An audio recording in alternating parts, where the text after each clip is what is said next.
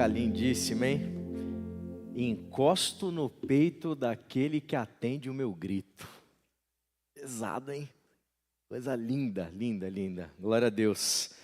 Querido irmão, querida irmã, convido você a abrir a sua Bíblia na carta aos Hebreus. Capítulo 10, a gente lê do 19 ao 20. Hebreus, capítulo 10. Nós vamos ler nessa noite do verso 19 ao verso 20.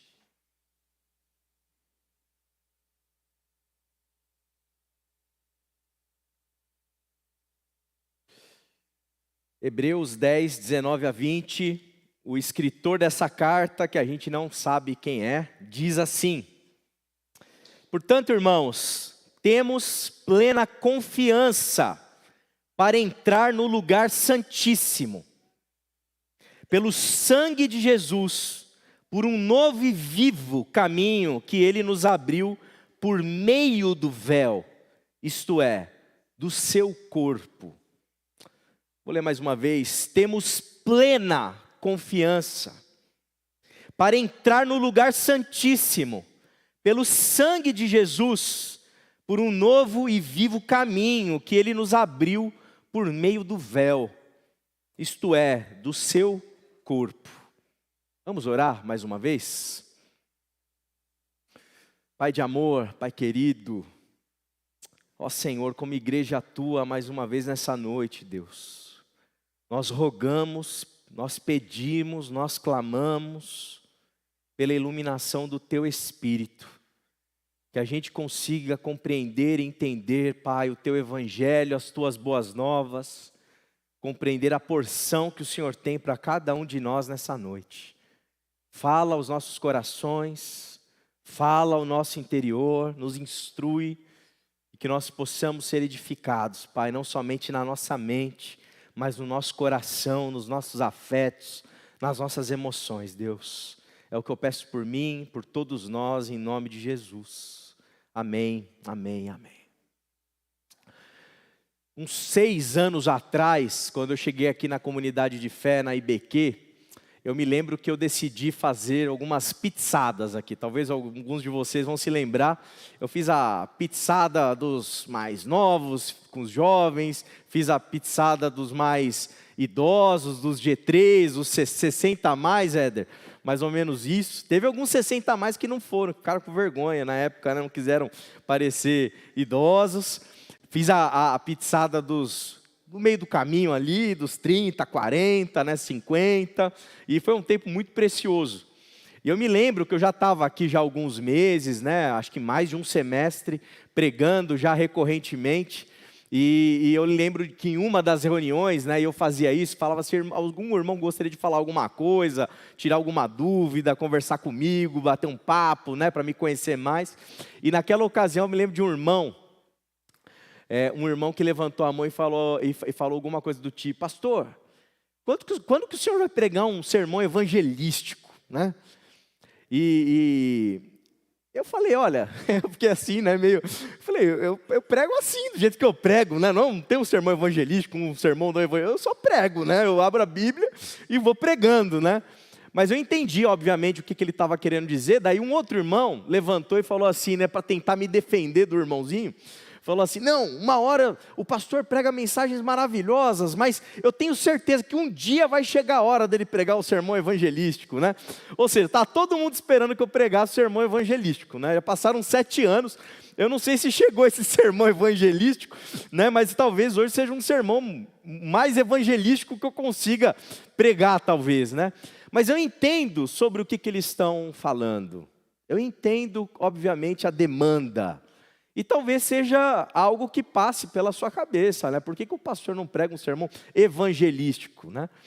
E eu acho que tem uma confusão aqui nessa história. A gente tem um problema de compreender o que significa ser evangelístico.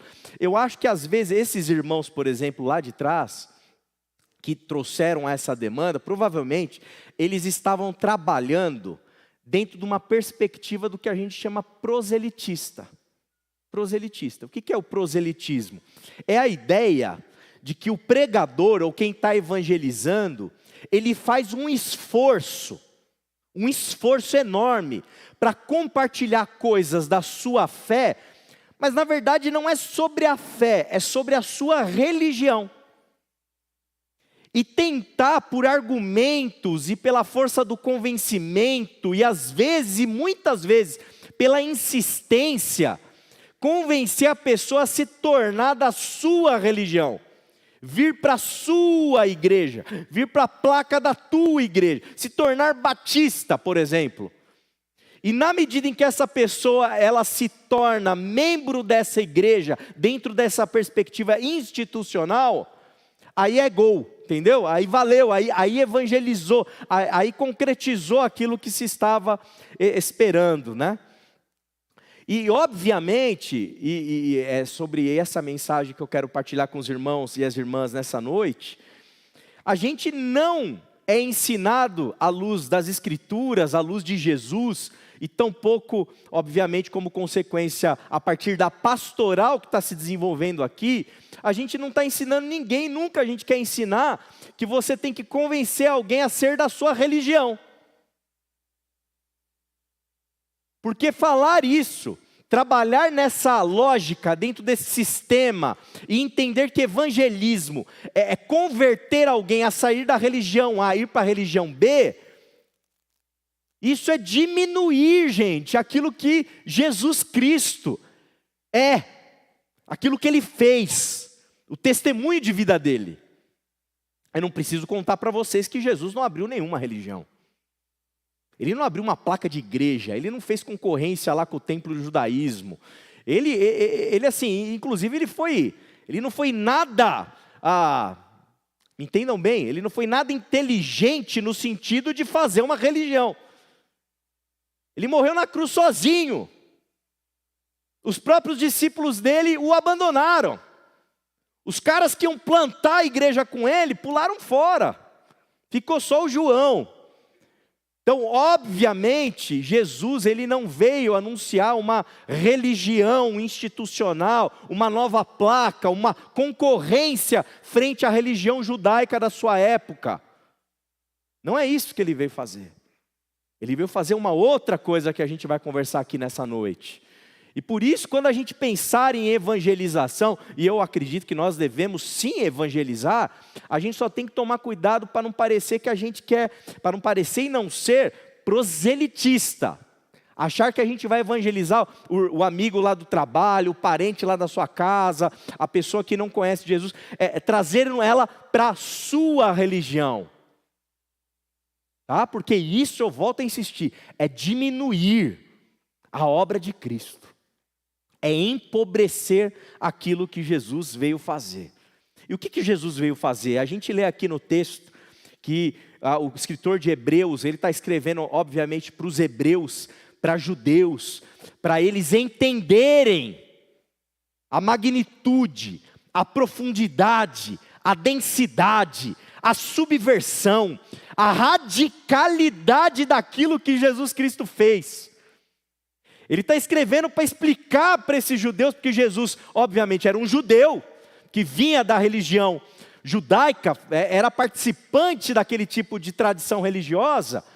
O escritor aqui está tentando explicar o ato Jesus, o fato Jesus, a pessoa de Jesus, o acontecimento de Jesus, e como que isso impacta a maneira do judeu pensar.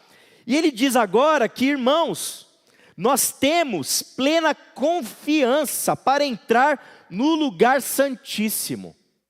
O que é o lugar santíssimo, meu irmão e minha irmã? Lá na religião judaica, bem como muitas das religiões contemporâneas, o grande centro da religião é o templo religioso. É o templo religioso. A gente fala aqui, vocês perceberam na minha fala na hora que eu estava falando sobre o ofertório, eu falei, casa de oração para todos os povos. Eu evito falar templo. Eu evito. Porque a tendência nossa é começar a santificar o espaço. É achar que a presença de Deus está nesse local aqui. Não na gente, mas no local. Isso é um equívoco. É um equívoco. E Jesus entendia e sabia que a lógica do judaísmo lá do primeiro século, onde que estava a presença de Deus? No templo. O templo religioso.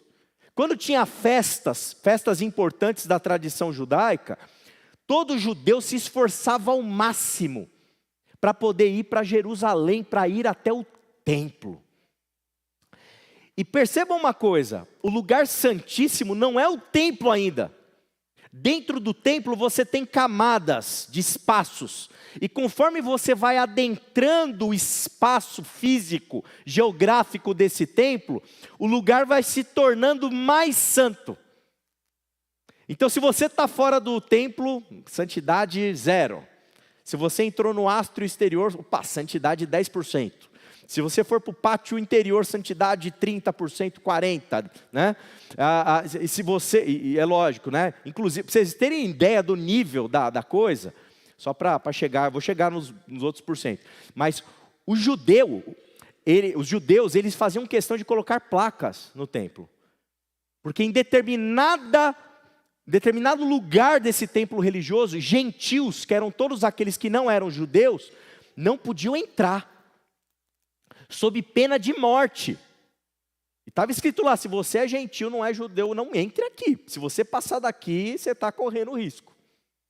E aí a porcentagem aumentando. Onde que está o 100% da presença de Deus? No lugar santíssimo, chamado Santo dos Santos. Esse lugar. E esse lugar ele é envolto a um véu. Um véu. Alguns dizem que é pele de camelo que fazia esse véu. E só quem entrava no santíssimo lugar, no lugar santíssimo, era um sacerdote autorizado. Somente a classe religiosa, sacerdotal, somente essa elite religiosa tinha autorização para adentrar os lugares mais santos, e dentre a classe sacerdotal toda, um ou outro podia entrar no lugar santíssimo. O lugar santíssimo. É isso que ele está dizendo aqui no texto. Irmãos, temos plena confiança para entrar no lugar santíssimo. Pelo sangue de Jesus, por um novo e vivo caminho que Ele nos abriu por meio do véu. Abriu por meio do véu, ou seja, esse véu, ele foi aberto.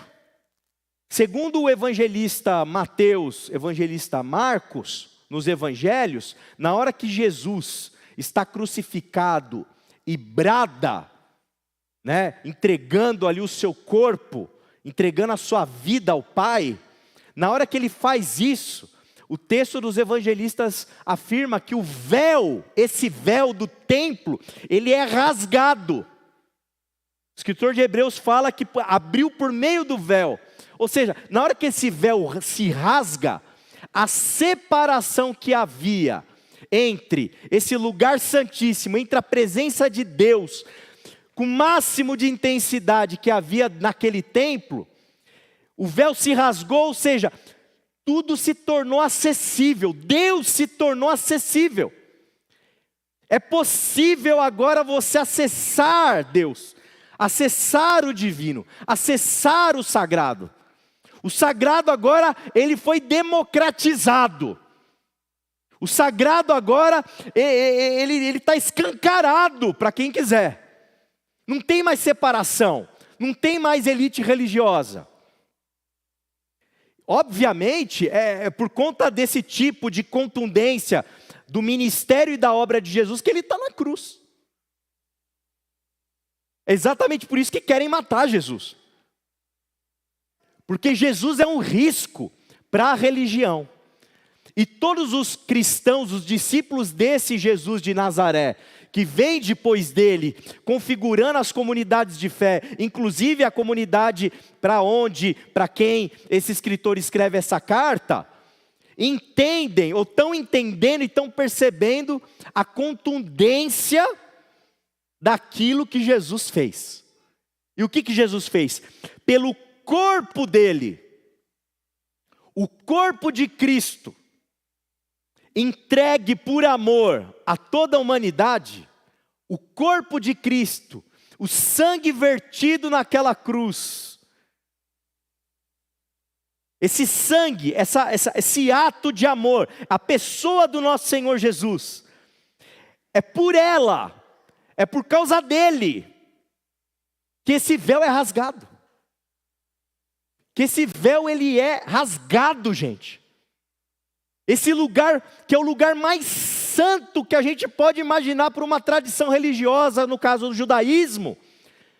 A gente participa de uma fé, a gente comunga de um entendimento que esse véu acabou, não tem mais véu que nos separa de Deus. Vocês entendem o quão infantil é a gente hoje, que segue Jesus, chamar esse lugar de templo? Eu ouso dizer que é uma traição ao Evangelho. Pessoas que se dizem evangélicas, e eu vou usar o termo no sentido de quem adere ao Evangelho de Jesus Cristo, e entende que os espaços físicos e templos religiosos, e às vezes, como se diz, né, alguns não chamam palco, chamam altar, porque aqui é mais santo que aí. Quem já ouviu isso? Levanta a mão aí, vamos com coragem. Quem já ouviu isso? Quem acredita nisso? Estou brincando, não precisa levantar a mão não. Vamos ser instruídos pela palavra hoje.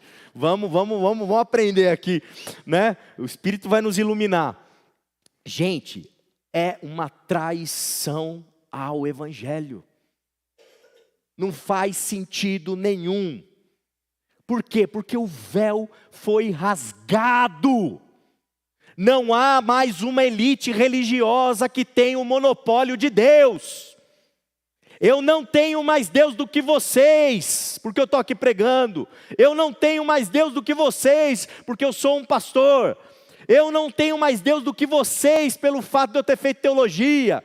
Eu não tenho mais Deus do que vocês, pelo fato de eu participar com mais intensidade da dinâmica religiosa. A dinâmica religiosa é só uma dinâmica religiosa que a gente utiliza para poder organizar as coisas.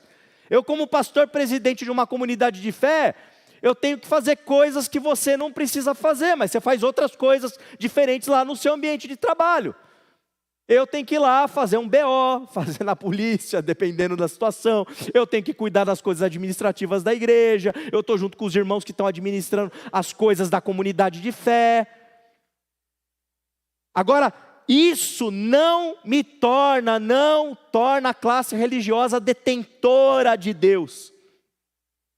Em outras palavras, o que o escritor de Hebreus está nos dizendo é que existe todo um sistema, toda uma lógica que foi superada, que está ultrapassada. E agora a gente vive a partir da perspectiva de Jesus de Nazaré, em que a gente acessa a Deus. Quem acessa a Deus? Todos nós. O poder do templo acabou. Não tem mais Anás, Caifás, não tem mais nada disso. Não tem mais a sacralização de um espaço específico como santo. Porque Deus é tudo em todos. Deus está em nós. Nós estamos em Deus, nós temos acesso a Ele. A classe religiosa, que ora estava separada do povo, não tem mais separação. É uma tolice essa separação. E obviamente, né, como a humanidade, a história atesta, ela é muito tola.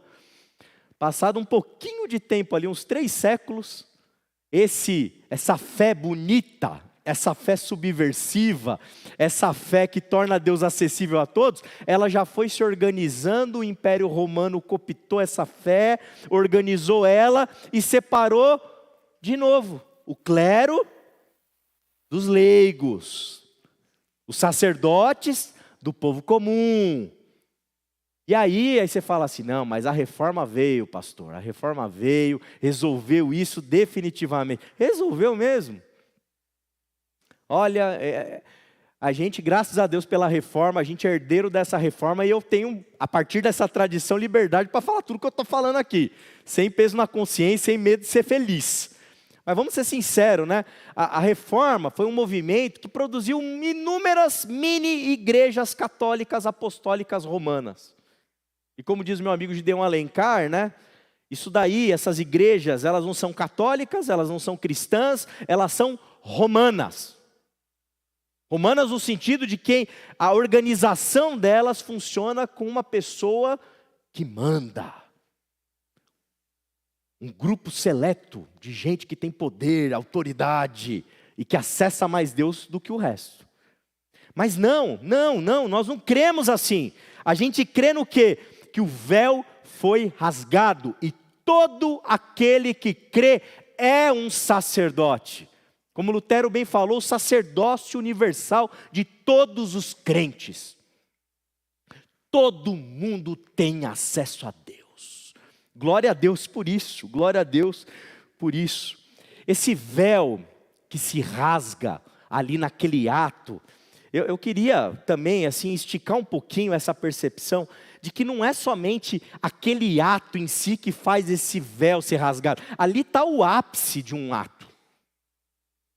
Porque aquele que rasga o véu é alguém que não foi lá na cruz e ativou alguma coisa metafísica para fazer uma transação bancária com o Pai e resolver o nosso problema. É alguém que tem um testemunho de vida. É uma vida, é uma obra de vida. A pessoa do nosso Senhor Jesus, tudo aquilo que Ele viveu, tudo aquilo que Ele foi, o humano que Ele foi rasgando o véu, dia após dia.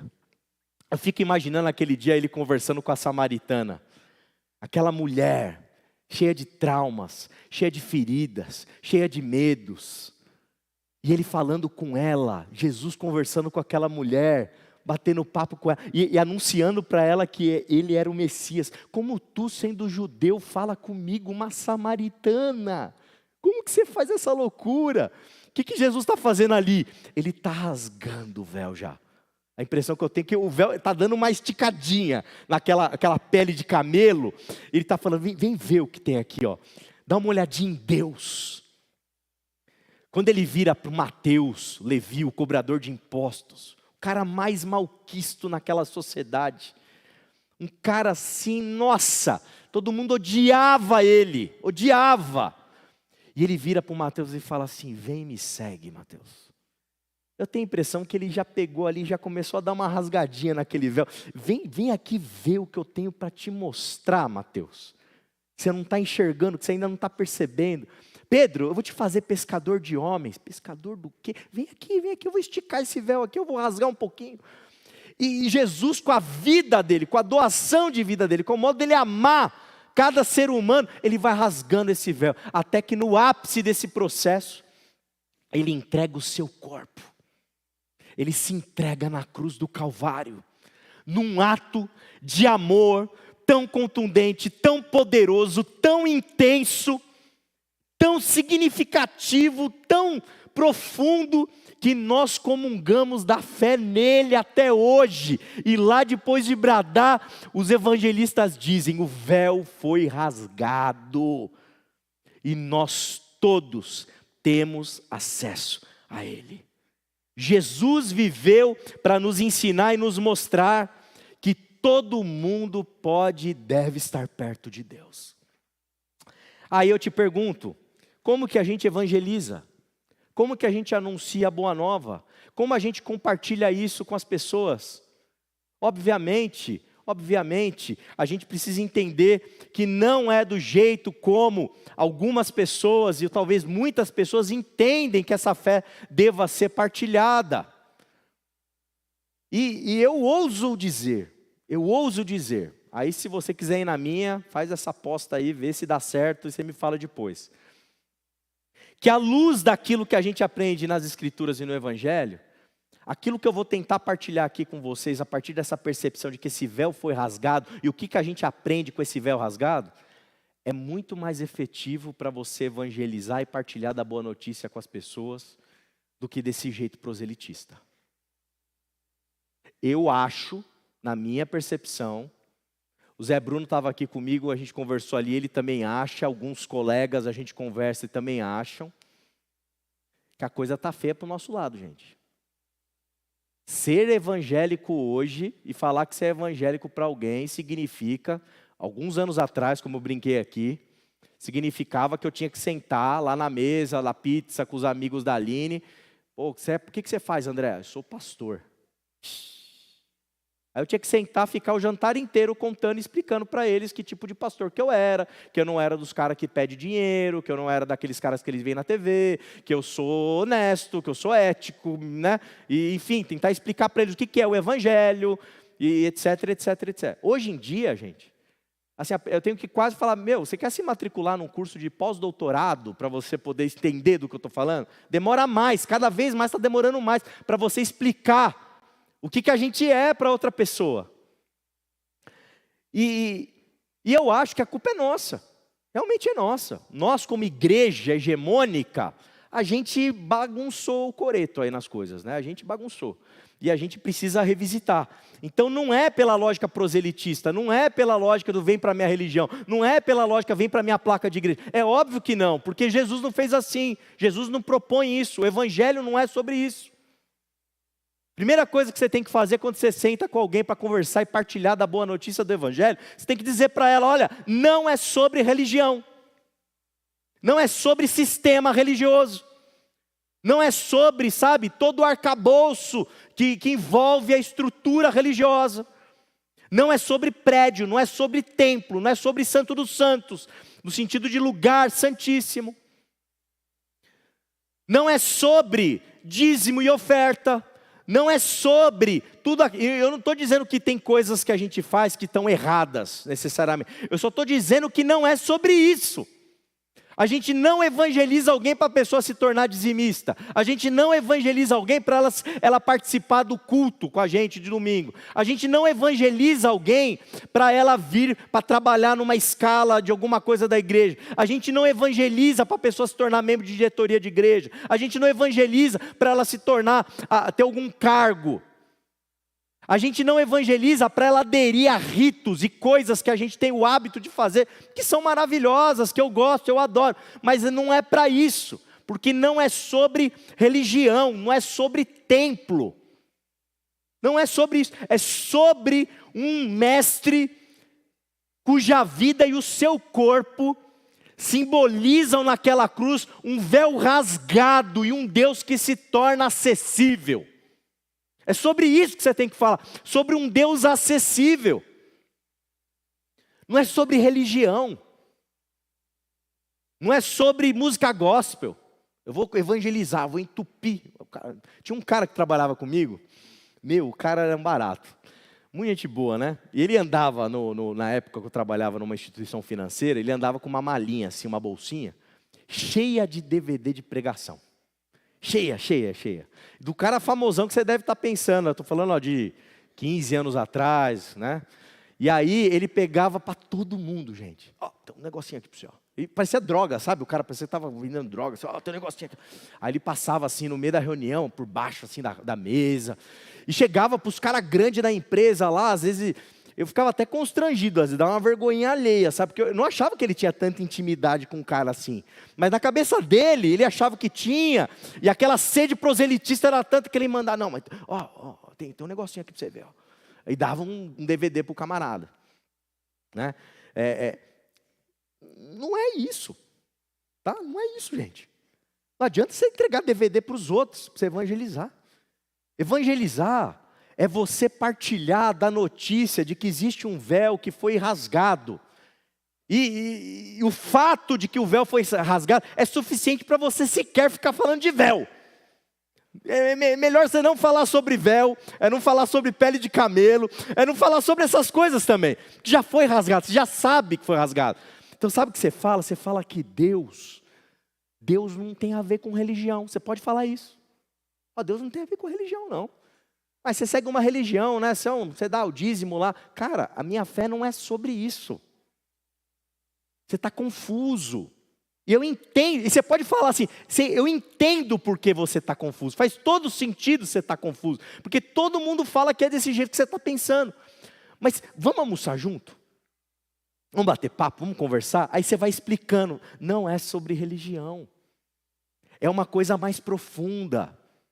O mestre que eu sigo, Jesus de Nazaré que me inspira, Jesus de Nazaré que é o meu Salvador, Jesus de Nazaré que eu amo os ensinamentos dele. Jesus de Nazaré, ele não criou uma religião.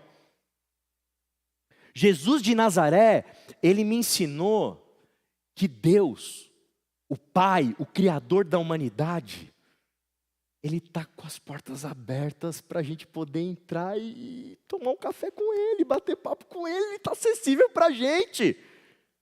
Ele é por nós. Ele nos ama. Nós temos o sim dEle. Evangelizar, meu irmão, é você contar para todo mundo que não está sabendo ainda, que todo mundo tem o sim de Deus. Você tem que bradar isso, contar isso para as pessoas. E o sim de Deus não é o sim de uma religião, entendem? Muito legal a pessoa vir para a IBQ, eu quero que venha, vai ser delícia, vai ser gostoso, tem retiro de igreja, nossa, tem esse louvorzão, Marcos Almeida rolando com o André, baixista lá tocando muito, tem coisa muito legal aqui. Uma mesa bonita dessa que o irmão Aldo preparou, junto das irmãs, a gente vai participar da ceia, vai ser lindo. Mas meu irmão, Jesus de Nazaré está contando para a gente que Deus é acessível. Que Deus é acessível. Não é sobre religião. Em segundo lugar, eu diria, não é sobre pessoas seletas. Porque essa é outra confusão. Não, você tem que se converter, porque daí você vai ser dos eleitos. Aí você vai ser dos salvos. Eu me lembro também uma história muito engraçada, né? A Aline, a gente começou a namorar, eu estava desviado da igreja, né? Como a gente diz, né? Eu estava desviadão da igreja, né? Comecei a namorar a Aline, e a gente começou a namorar, e papo vai, papo vem. E ela chegou para mim um dia e falou assim, eu tocava no louvor. Ela falou, por que você não toca no louvor, não volta a tocar na igreja? Eu falei, oxe, você falando para eu voltar a tocar? Você fala com tanto carinho, era tão gostoso, você comenta e conta que você tocava resgate lá com seus amigos, né? Tinha banda. Aí eu contei isso para minha querida irmã Alice, que é uma mulher querida que é nossa diarista assim, há muitos anos, né? Ela é da Assembleia de Deus. E eu contei para ela assim, né? Eu falei, Alice, acho que eu vou voltar a tocar na igreja, eu vou conversar com o pastor lá, vou começar e vou... É mesmo, André, que legal, estava orando por isso, glória a Deus, aleluia, né? E aí eu falei, mas o que aconteceu? Eu falei, então, a minha namorada, né? Ela falou, me incentivou a voltar. Ela virou e falou assim, uma ímpia te levou de volta para a igreja. Ela falou, eu falo isso com muito amor, muito carinho, né? Poxa vida, mas é a mentalidade, né? Uma ímpia, né? Assim, nem desviada era eu, ela nem tinha se dá o luxo de ser desviada, né? Então a gente tem essa lógica, vem para o nosso clube, vem ser igual a gente, porque a gente é bom, Deus está conosco. 1000 cairão ao nosso lado, 10.000 ao nosso dia, a gente não vai ser atingido, a gente não fica doente, a gente nem espinha tem, porque a gente é de Deus, a gente é do Senhor Jesus, amém? E vamos estar testemunho que Deus está com a gente, e Deus está contra os outros, e para a gente é bênção, para os outros é bomba, entendeu? Estou brincando, mas gente, vamos ser sinceros, não rola uma vaidade no nosso ego, na nossa... A maneira como as coisas estão configuradas, elas são feitas para a gente se envaidecer da nossa fé. A gente evangeliza assim, ó. O pecador, o perdido que está no inferno, vem para cá. Vem aqui. Eu tenho a receita para você, aceita Jesus comigo aqui, ó. Aí se acaba, o cara aceita Jesus, ainda você fala assim, mais uma estrelinha na minha coroa. Meu amigo, que coisa maluca, o que é isso? O que isso tem a ver com Jesus? Está entendendo a lógica? É porque nós somos os bons, o resto é o resto, eles que se dobram diante da nossa religião para a gente poder ir para o céu junto. E se é legal, que bom, só falta ser crente, vai para o inferno, mas vamos seguir a vida. É um negócio, gente, não cabe mais, não cabe um negócio desse. Está entendendo? Então assim, não é sobre um grupo de pessoas seletas. Os seletos de Jesus, entre aspas, abandonaram ele. Quem estava ali na cruz do Calvário com o nosso mestre eram aquelas mulheres desprezadas pela sociedade. Jesus andava com os marginalizados, com os perdidos, com os pecadores, com os piores dos piores. Papo é esse de seleto, de eleito, sabe, esse triunfalismo, essa arrogância. Gente, para o inferno com essa lógica aí, vamos sair fora disso, vamos pular fora desse barco. Nós estamos com um Deus que ama o ser humano. O ser humano, quando você partilhar o evangelho, a boa nova de que Deus é acessível, partilhe para essa pessoa que ainda não percebeu que Ele está acessível.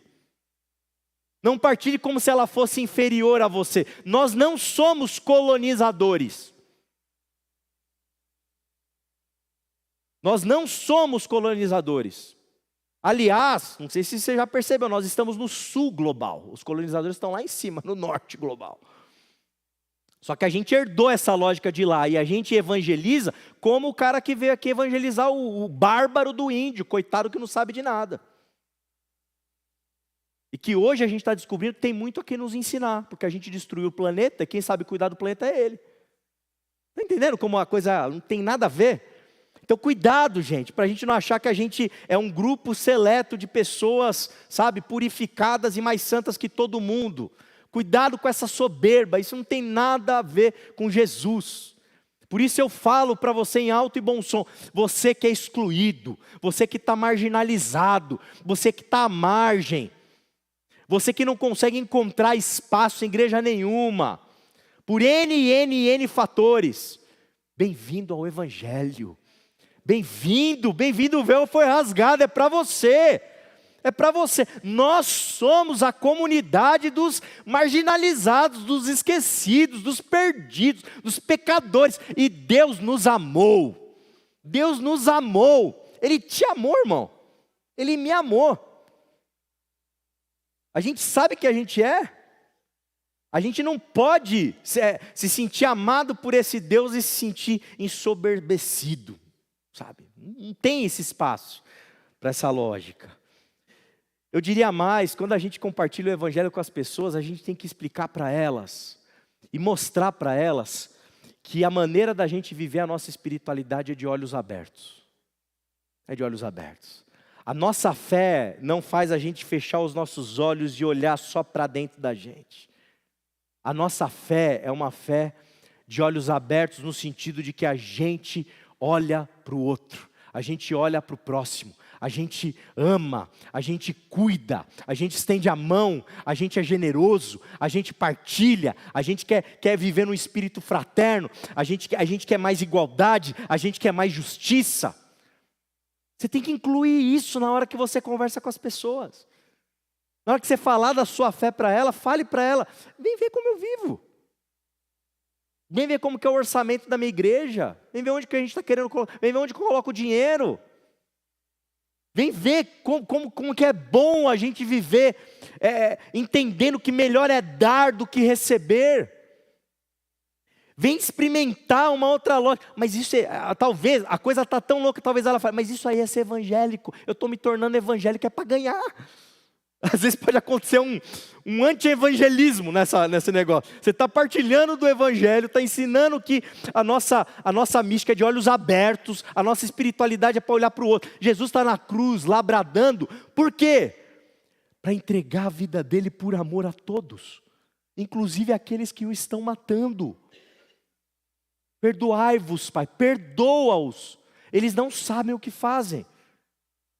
E a gente está numa situação tão crítica que é capaz da gente estar falando que o nosso Deus é assim, e a pessoa fala assim, mas não é isso que eu quero ser evangélico justamente porque eu quero ser abençoado, eu quero receber, eu quero ter. Olha o nível que a gente chegou, gente. Se prepare para você partilhar o evangelho à luz daquilo que Jesus nos ensina.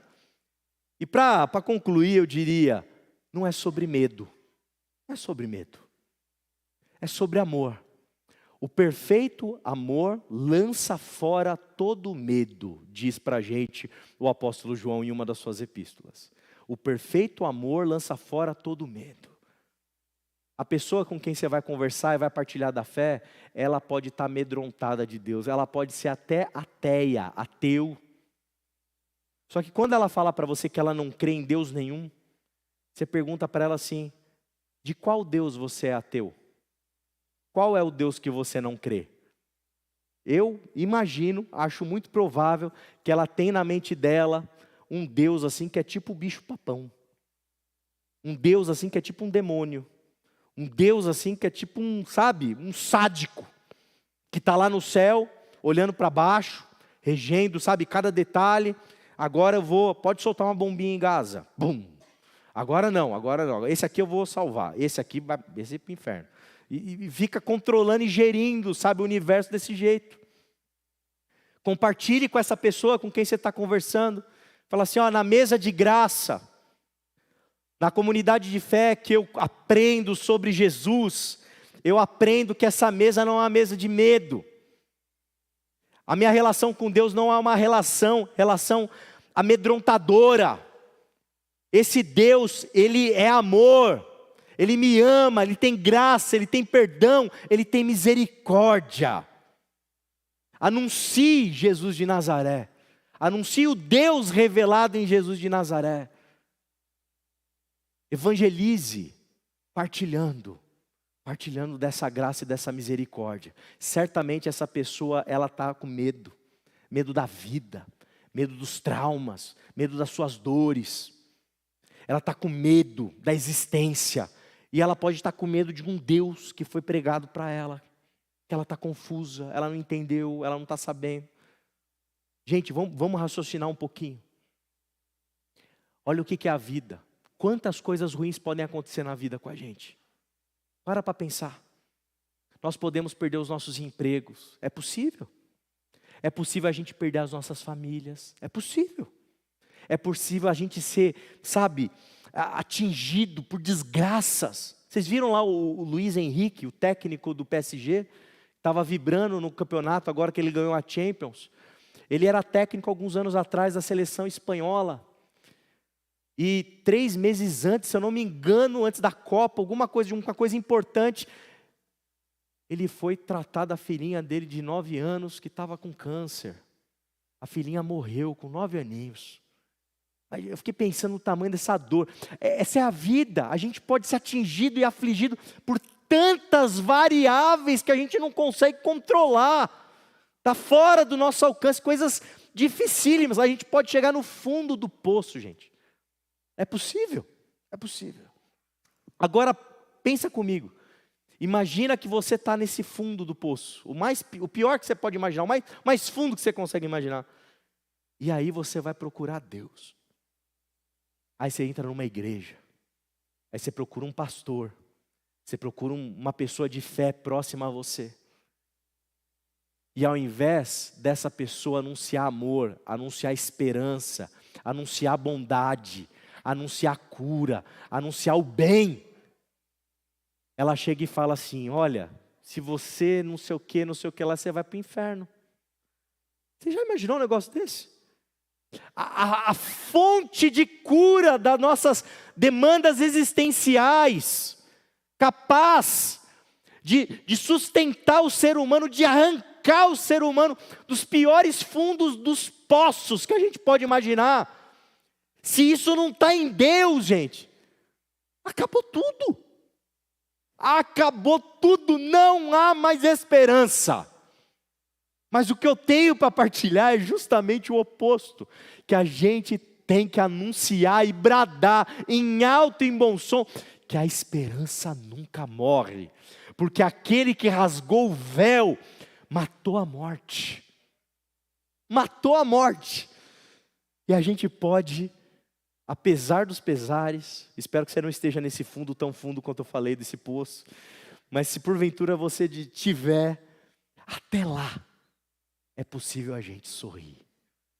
Até lá é possível a gente experimentar o toque amoroso de Deus em nós.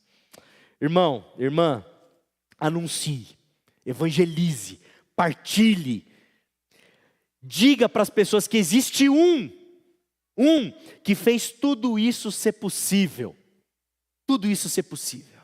Partilhe as boas notícias. Conte para as pessoas que existe esse Deus revelado em Cristo Jesus. Conte para as pessoas que o véu foi rasgado. Conte para as pessoas que não é sobre religião. Conte para as pessoas que é um Deus acessível. Conte para as pessoas que é algo sensível em relação à dor do outro. Conte para as pessoas que é sobre amor e não sobre medo. Anuncie, partilhe, conte isso para as pessoas. Talvez, como eu disse, vai ser difícil elas acreditarem. Mas irmão, irmã,